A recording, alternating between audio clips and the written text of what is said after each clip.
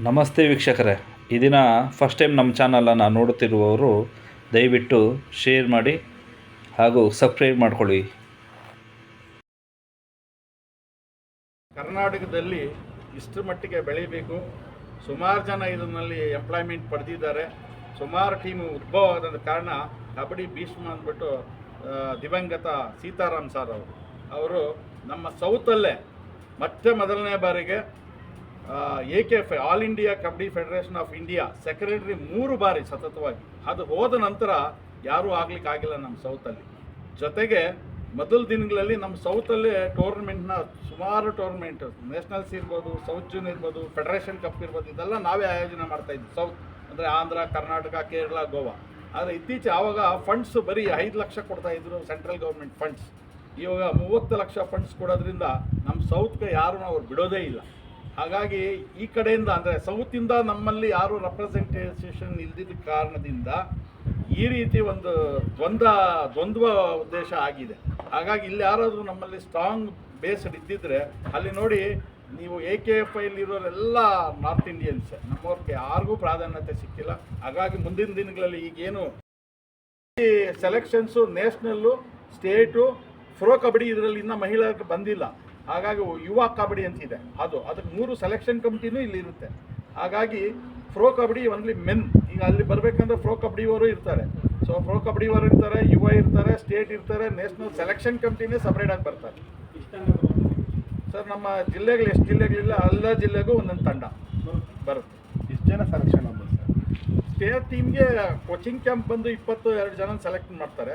Finally 14 ಜನ ಇಟ್ಕೊಳ್ತಾರೆ. Age weight category senior ಇದೆ. ಬಟ್ ವುಮೆನ್ನಲ್ಲಿ ಇವಾಗ ಏನಾಗಿದೆ ಅಂದರೆ ನಮ್ಮ ಕರ್ನಾಟಕದಲ್ಲಿ ಹೆಚ್ಚಿನ ಸಂಖ್ಯೆಯಲ್ಲಿ ಮುಂದೆ ಬರ್ತಾ ಇಲ್ಲ.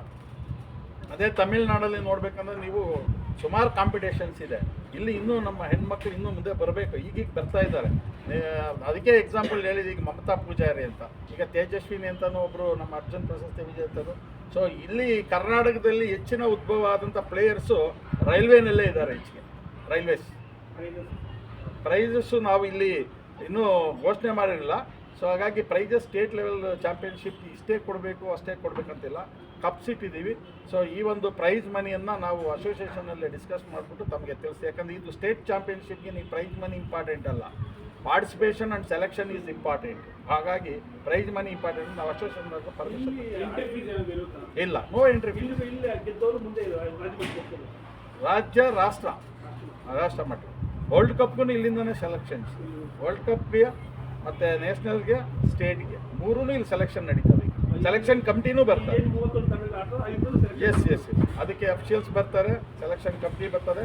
ಅಫಿಷಿಯಲ್ಗೂ ಸೆಲೆಕ್ಷನ್ ಕಮಿಟಿಗೂ ಎಲ್ಲವಕ್ಕೂ ಸಹ ವಸತಿ ಮತ್ತು ಊಟ ಎಲ್ಲವನ್ನೂ ವ್ಯವಸ್ಥೆ ನಾವೇ. ಸೊ ಇದರಲ್ಲಿ ಯಾವುದೇ ಒಂದು ನಾವು ಯಾರ ಹತ್ರನೂ ನಾವು ಡೊನೇಷನ್ ತೊಗೊಳ್ಳಲ್ಲ, ನಮ್ಮ ಸಂಸ್ಥೆ ಕಡೆಯಿಂದನೇ ಮಾಡೋದು. ಮೊದಲಿಂದನೂ ಅಷ್ಟೇ, ನಾನು ಎಲ್ಲಿ ಡೊನೇಷನ್ ಮಾಡಿ ಯಾವುದೂ ಕಾರ್ಯಕ್ರಮ ನಡೆಸೋದಿಲ್ಲ. 2000 ಇಸ್ವಿನಲ್ಲಿ ಮೇ 24ನೇ ತಾರೀಕು 54 ಜನ ಸ್ಟೂಡೆಂಟು, 5 ಜನ ಸಿಬ್ಬಂದಿ ವರ್ಗ ಒಂದು ಚಿಕ್ಕ ವಾಹನದಲ್ಲಿ ಸ್ಟಾರ್ಟ್ ಆಗಿ ಈಗ ತಮಿಳುನಾಡಲ್ಲಿ 3 ಶಾಖೆಗಳು, ಕರ್ನಾಟಕದಲ್ಲಿ 4 ಶಾಖೆಗಳು, ಇದೇ ತಮಿಳುನಾಡಲ್ಲಿ ಹೀರೋ ಕಿಡ್ಸ್ ಅಂದರೆ ನರ್ಸರಿ ಸ್ಕೂಲ್ಸು 3 ಶಾಖೆ, ಒಟ್ಟು ಇಷ್ಟು ಶಾಖೆಗಳನ್ನು ಹೊಂದಿದ್ದು ಸುಮಾರು 4500 ಜನ ವಿದ್ಯಾರ್ಥಿಗಳು, ಒಂದು 480 ಜನ ಸಿಬ್ಬಂದಿ ವರ್ಗ ಮತ್ತು 65 ವಾಹನ ಸೌಲಭ್ಯ ಹೊಂದಿರೋ ನಮ್ಮ ಸಂಸ್ಥೆ, ನಮ್ಮ ಪೋಷಕರ ಆಶೀರ್ವಾದದೊಂದಿಗೆ, ನಿಮ್ಮೆಲ್ಲರ ಸಹಯೋಗದೊಂದಿಗೆ ಈ ಉತ್ತಮ ಮಟ್ಟಕ್ಕೆ ಬೆಳೆದಿದ್ದು ಈ ವರ್ಷ. ಇವಾಗ ಒಂದು ಕೆಲವೇ ತಿಂಗಳ ಹಿಂಚೆ ಅಂದರೆ ಸೆಪ್ಟೆಂಬರ್ 27ನೇ ತಾರೀಕು ದಾವಣಗೆರೆಯಲ್ಲಿ ಒಂದು ICSE ಸ್ಕೂಲು ಮತ್ತು ರೆಸಿಡೆನ್ಷಿಯಲ್ PU ಕಾಲೇಜನ್ನ ಟೇಕ್ ಓವರ್ ಮಾಡಿ ಅಕ್ಟೋಬರ್ 1ರಿಂದ ಅದನ್ನು ಟೇಕ್ ಓವರ್ ಮಾಡಿ ತೊಗೊಂಡಿದ್ದೀನಿ. ಹಾಗಾಗಿ ನಾವು ಬರೀ ಇಲ್ಲೇ ಸೀಮಿತ ಅಲ್ಲ, ಸೊ ಎಲ್ಲೋದ್ರೂ ನಾವು ಕ್ವಾಲಿಟಿ ಎಜುಕೇಷನ್ ಇದ್ದರೆ ಸರ್ವೈ ಎಲ್ಲಬಹುದು ಅನ್ನೋ ನಿಟ್ಟಿನಲ್ಲಿ ನಾನು ಮುಂದುವರಿತಾ ಇದ್ದೀನಿ. ಹೇಳ್ಬಿಡಲಿಲ್ಲ ಸಂದರ್ಭದಲ್ಲಿ ನಮ್ಮ ಮಾತಿಗೆ ಕೂಗುಟ್ಟು ಕರೆಗೆ ಆಹ್ವಾನ ಕೊಟ್ಟು ಬಂದಿರೋಂಥ ಎಲ್ಲ ಮಾಧ್ಯಮ ವರ್ಗಕ್ಕೆ ಅಭಿನಂದನೆಗಳನ್ನ ತಿಳಿಸ್ತೀನಿ. ಸುಮಾರು 25 ವರ್ಷಗಳಿಗಿಂತ ಹೆಚ್ಚು ಸೇವೆಯನ್ನು ಸಲ್ಲಿಸ್ತಾ ಬಂದಿದ್ದು, ಈ ವರ್ಷ ನಾನು ಬೃಂದಾವನ ಶಾಲೆಗೆ ಸೇರಿಕೊಂಡಿರೋದು. ನಾನು ಸೇರಿದಂಥ ಸಂದರ್ಭದಲ್ಲಿ 25 ವರ್ಷದ ಆಚರಣೆಯನ್ನು, ಹಬ್ಬವನ್ನು ಮಾಡ್ತಾ ಇರುವಂಥದ್ದು ನಿಜಕ್ಕೂ ಸಂತೋಷದಾಯಕವಾದಂಥ ವಿಚಾರ. ಅದರ ಜೊತೆಯಲ್ಲಿ ಒಬ್ಬ ಕ್ರೀಡಾಪಟುವಾಗಿ ನಮ್ಮ ವಿದ್ಯಾಸಂಸ್ಥೆಯ ಸಂಸ್ಥಾಪಕರಾದಂಥ ಶ್ರೀಯುತ ಶೇಖರ್ ಅವರು ಕ್ರೀಡಾಪಟುವಾಗಿ ಕ್ರೀಡೆಗೆ ಹೆಚ್ಚು ಉತ್ತೇಜನ ಕೊಡುವಂಥ ನಾನು ಯಾವ ಶಾಲೆಯಲ್ಲೂ ಇಷ್ಟು ಉತ್ತೇಜನ ಕೊಡೋದನ್ನು ಗಮನಿಸಿಲ್ಲ ನಾನು. ಇವರು ರಾಜ್ಯ ಮಟ್ಟದ ಕ್ರೀಡಾ ತಂಡಗಳನ್ನು ಕರೆಸಿ ಇಲ್ಲಿ ಒಂದು ಆಯೋಜನೆ ಮಾಡಿ ಅದಕ್ಕೆ ಹೆಚ್ಚು ಉತ್ತೇಜನ ಕೊಡ್ತಾ ಇರೋದು ನಿಜಕ್ಕೂ ಕೂಡ ಸಂತೋಷದಾಯಕವಾದಂಥ ವಿಚಾರ. ನಾನು ಮೊನ್ನೆ ತಮಿಳುನಾಡಿನಲ್ಲಿ ನಡೆದಂಥ ಸಂದರ್ಭದಲ್ಲೂ ಕೂಡ ನಾನು ಕ್ರೀಡಾಪಟು ಅಲ್ಲ ನಾನು, ಹಾಗಾಗಿ ಯಾವುದೇ ಕ್ರೀಡೆಯಲ್ಲಿ ಹೆಚ್ಚು ಹೊತ್ತು ಕೂತ್ಕೊಳ್ತಾ ಇರಲಿಲ್ಲ. ಆದರೆ ಆ 3 ದಿನ ನಾನು ತಮಿಳುನಾಡಿನಲ್ಲಿ ನಡೆದಂಥ ಸಂದರ್ಭದಲ್ಲಿ ನಿಜವಾಗ್ಲೂ ಕೂಡ ಕ್ರೀಡೆಗಳು ಎಷ್ಟು ಮನಸ್ಸಿಗೆ ಉತ್ತೇಜನ ಕೊಡುತ್ತೆ ಅನ್ನೋದು ನನಗೆ ಗೊತ್ತಾಯಿತು. ಹಾಗಾಗಿ ಇಂಥ ಕಾರ್ಯಕ್ರಮಗಳನ್ನು ಆಯೋಜನೆ ಮಾಡ್ತಾ ಇರುವಂಥದ್ದು ನಿಜಕ್ಕೂ ಕೂಡ ಹೆಮ್ಮೆಯ ವಿಚಾರ. ಆ ಸಂಸ್ಥೆಯ ಜೊತೆಯಲ್ಲಿ ನನ್ನನ್ನು ನಾನು ಗುರುತಿಸ್ಕೊಳ್ತಾ ಇರೋದು ನಿಜಕ್ಕೂ ಕೂಡ ನನಗೂ ಹೆಮ್ಮೆಯ ವಿಚಾರ. ಮಾಧ್ಯಮ ಮಿತ್ರ ಎಲ್ಲರಿಗೂ ಸಹ ನಮಸ್ಕಾರಗಳು. ನಾನು ಈ ಶಾಲೆಯಲ್ಲಿ ಪ್ರಾಂಶುಪಾಲರಾಗಿ ಕಾರ್ಯವನ್ನು ನಿರ್ವಹಿಸ್ತಾ ಇದ್ದೇನೆ. ನಾನು ಈ ಸಂಸ್ಥೆಗೆ ಒಂದು ಸುಮಾರು 16 ವರ್ಷ ಆಯಿತು. ಸೊ 16 ವರ್ಷದಿಂದಲೂ ನಾನು ಈ ಸಂಸ್ಥೆ ಬಗ್ಗೆ ನೋಡ್ತಾನೆ ಬಂದಿದ್ದೀನಿ. ನಾವು ಪ್ರತಿಯೊಂದು ಶಾಲೆಯ ಒಂದು ಅಭಿವೃದ್ಧಿಯ ಹಂತದಲ್ಲಿ ನಮ್ಮ ಆಡಳಿತ ಮಂಡಳಿ ಸಹಕಾರಿಯಾಗಿ ಬರ್ತಾನೆ ಇದೆ. ಸೊ ಅತಿ ಹೆಚ್ಚಾಗಿ ಏನಂತ ಅಂದರೆ ನಮ್ಮ ಆನೇಕಲ್ ತಾಲೂಕಂತ ಬಂದಾಗ ಕ್ರೀಡೆಗೆ ಹೆಚ್ಚಿನ ಒತ್ತನ್ನು ಕೊಡ್ತಿರುವಂಥದ್ದು ನಮ್ಮ ಶಾಲೆ. ಸೊ ಹಿಂದಿನ ವರ್ಷಗಳು ನೋಡ್ತಾ ಹೋದರೆ ನಮ್ಮ ಶಾಲೆಯಲ್ಲಿ ಕ್ರೀಡೆಗೆ ಹೆಚ್ಚಿನ ಮಹತ್ವ ಕೊಟ್ಟು ನಮ್ಮ ಶಾಲೆಯಲ್ಲಿ ನಮ್ಮ ಮಕ್ಕಳು ನ್ಯಾಷನಲ್ ಲೆವೆಲ್ಗೆ ಹೋಗಿ ಬಂದಿರುವಂಥ ಉದಾಹರಣೆ ಉಂಟು. ಇದಕ್ಕೆಲ್ಲ ಮೂಲ ಕಾರಣ ಏನಂತಂದರೆ ನಮ್ಮ ಆಡಳಿತ ಮಂಡಳಿ ಅವರು ಮೂಲತಃ ಬಂದು ಕ್ರೀಡಾಪಟುವಾಗಿ ಒಂದು ಸಂಸ್ಥೆಯನ್ನು ನಡೆಸ್ಕೊಂಡು ಬಂದು ಸಂಸ್ಥೆಯಲ್ಲಿ ಮಕ್ಕಳಿಗೆ ನಮ್ಮ ಪಠ್ಯದ ಜೊತೆಯಾಗಿ ಕ್ರೀಡೆಗೆ ಹೆಚ್ಚಿನ ಮಹತ್ವವನ್ನು ಕೊಡ್ತಾ ಬಂದಿರುವಂಥದ್ದು ನಮ್ಮ ಶಾಲೆಯ ತುಂಬ ಶ್ಲಾಘನೀಯ ವಿಚಾರ. ಯಾಕೆಂತ ಅಂದರೆ ನಮ್ಮೊಂದು ಶಾಲೆ ನಡೆಸಬೇಕಂತಂದರೆ ಸಾಧಾರಣವಾದಂಥ ಮಾತಲ್ಲ. ಈ ಒಂದು ಆನೇಕಲ್ ತಾಲೂಕಿನ ನಮ್ಮ ಸಂಸ್ಥೆ ಇಷ್ಟೊಂದು ಪ್ರತಿಷ್ಠಿತ ವಿದ್ಯಾಸಂಸ್ಥೆಯಾಗಿ ಬೆಳಿಬೇಕಂತಂದರೆ ಇವರ ಒಂದು ಶಾಲಾ ಆಡಳಿತ ಮಂಡಳಿ ಒಂದು ಪರಿಶ್ರಮ ತುಂಬ ಹೆಚ್ಚಿಗೆ ಇರುವಂಥದ್ದು.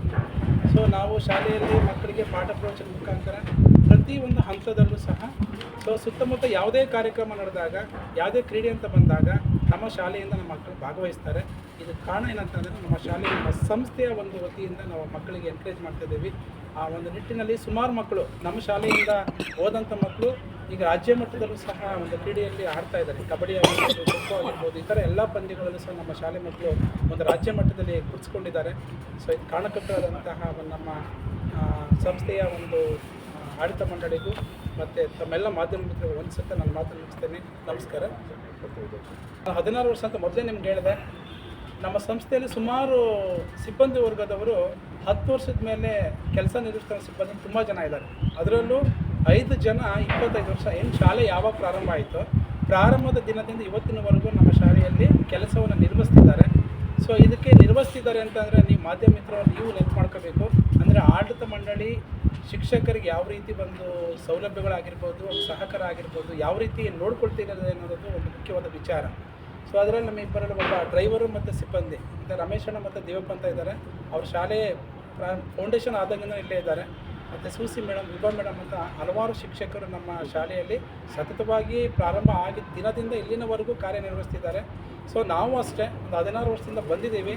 ಇಲ್ಲಿ ನಾವು ಬೇರೆ ಕಡೆ ಹೋಗ್ಬೇಕಂತ ನಮ್ಮ ಮನಸ್ಸು ನಮಗೆ ಅನಿಸ್ತಿಲ್ಲ. ಯಾಕೆ ಅಂತಂದರೆ ನಮ್ಮ ಶಾಲೆಯಲ್ಲಿ ಎಲ್ಲ ರೀತಿಯ ಒಂದು ಸೌಲಭ್ಯಗಳು ಕೊಡ್ತಾ ಇದೆ. ನಮ್ಮ ಆಡಳಿತ ಮಂಡಳಿ ನಮ್ಮ ಜೊತೆ ನಮ್ಗೆ ಏನಾದರೂ ಸೌಲಭ್ಯ ಬೇಕು ಅಂತ ಅಂದರೆ ಕೇಳೋದ ದಿನದಲ್ಲೇ ನಾವು ಈ ಥರ ನಮಗೆ ಅಕಾಡೆಮಿಕ್ ಸಂಬಂಧಪಟ್ಟಂತೆ ನಮಗೆ ಈ ಥರ ಸೌಲಭ್ಯಗಳು ಬೇಕು ಅಂದಾಗ ಯಾವುದೂ ಇಲ್ಲ ಅಂದರೆ ನಮಗೆಲ್ಲ ರೀತಿಯ ಸೌಲಭ್ಯ ಒದಗಿಸ್ಕೊಂಡು ಕೊಟ್ಟಿದ್ದಾರೆ. ಆ ಎಲ್ಲ ಸೌಲಭ್ಯ ಇರೋದ್ರಿಂದಲೇ ಇವತ್ತು ನಮ್ಮ ಜಿಗಣಿ ಸುತ್ತಮುತ್ತ ಶಾಲೆಗಳಿಗೆ ಹೋಲಿಕೆ ಮಾಡಿಕೊಂಡ್ರೆ ನಮ್ಮದು ಒಂದು ಸ್ಟ್ರೆಂತಲ್ಲಿ ಆಗಿರ್ಬೋದು ಅಥವಾ ಅಕಾಡೆಮಿಕ್ ಇಯರಲ್ಲಾಗಿರ್ಬೋದು ಒಂದು ಅತ್ಯುತ್ತಮವಾದಂಥ ಒಂದು ಸ್ಥಾನವನ್ನು ನಾವು ಗುರುತಿಸ್ಕೊಂಡಿದ್ದೀವಿ. ಇದನ್ನು ಹೇಳ್ತಾ ನಾನು ಮಾತನ್ನು ಮುಗಿಸ್ತೀನಿ. ನಮಸ್ಕಾರ.